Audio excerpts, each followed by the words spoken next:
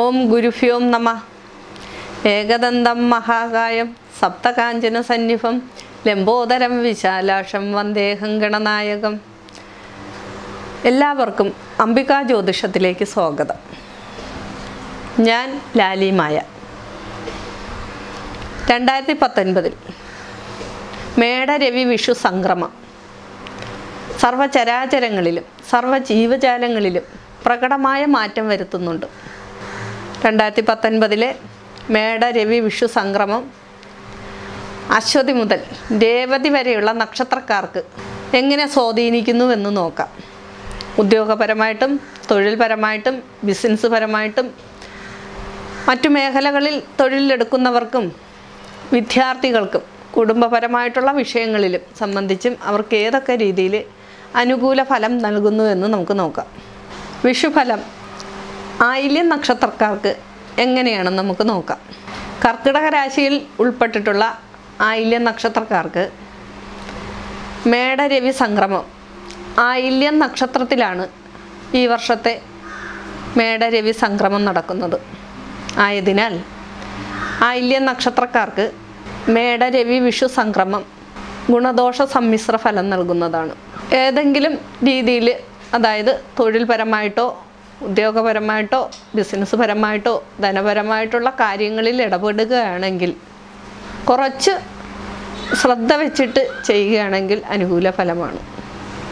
വലിയ രീതിയിലുള്ള ബിസിനസ് സംരംഭങ്ങളോ മറ്റു വിഷയങ്ങളിൽ സാമ്പത്തികമായിട്ടുള്ള വിഷയങ്ങളിൽ ഇടപെടുകയോ ബിസിനസ് പരമായിട്ടുള്ള കാര്യങ്ങൾക്ക് ധനപരമായിട്ട് കൂടുതൽ തുക ഇറക്കി കച്ചവടം ചെയ്യുന്ന രീതിയോ ഉദ്യോഗപരമായിട്ട് പ്രമോഷനുകളോ മറ്റുള്ള വിഷയങ്ങളുമായിട്ട് ബന്ധപ്പെട്ട എന്തെങ്കിലും ധനപരമായിട്ടുള്ള വിഷയങ്ങളിൽ ഇടപെടുകയോ ചെയ്യുന്ന കാര്യങ്ങൾ വരുമ്പോൾ കുറച്ച് ശ്രദ്ധ വയ്ക്കുകയാണെങ്കിൽ ഈ വർഷം അനുകൂലമായിട്ടുള്ളൊരവസ്ഥ ഉണ്ടാക്കുന്നതാണ്. വിദ്യാർത്ഥികൾക്ക് ഉപരിപഠനത്തിന് ശ്രമിക്കുന്നവർക്ക് ധനപരമായിട്ടുള്ള കാര്യങ്ങളിൽ ഇടപെടുമ്പോൾ കുറച്ച് ശ്രദ്ധ വയ്ക്കേണ്ടതാണ്. വിദ്യ അഭ്യസിച്ച് പുതിയ തൊഴിൽ മേഖല കണ്ടെത്താൻ ശ്രമിക്കുന്നവർക്കും കുറച്ച് ഒരു ദൈവാധീനക്കുറവ് അനുഭവപ്പെടാൻ സാധ്യതയുള്ളൊരു കാലഘട്ടമാണ്. കർക്കിടക രാശിയിൽ ഉൾപ്പെട്ടിട്ടുള്ള ആയില്യം നക്ഷത്രക്കാരെ സംബന്ധിച്ച് വ്യാഴം 6ാം ഭാവത്തിൽ സഞ്ചരിക്കുന്ന ഒരു സമയം കൂടെയാണ്. ദൈവാധീനം കുറച്ച് കുറവുള്ളൊരു കാലഘട്ടം കൂടിയാണ്.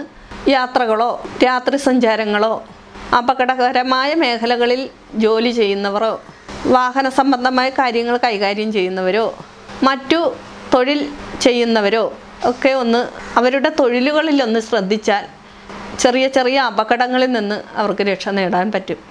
ആയില്യം നക്ഷത്രത്തിൽ മേട വിഷു സംക്രമം നടക്കുന്നതിനാൽ ആയില്യ നക്ഷത്രക്കാരെ സംബന്ധിച്ച് കുറച്ച് ബുദ്ധിമുട്ടുകൾ ഉള്ളതിനാലും വ്യാഴത്തിൻ്റെ ചാരവശാലുള്ള അവസ്ഥ 6ാം ഭാവത്തിൽ സഞ്ചരിക്കുന്നതിനാലും ദൈവാധീനക്കുറവുണ്ടാകുന്നുണ്ട്.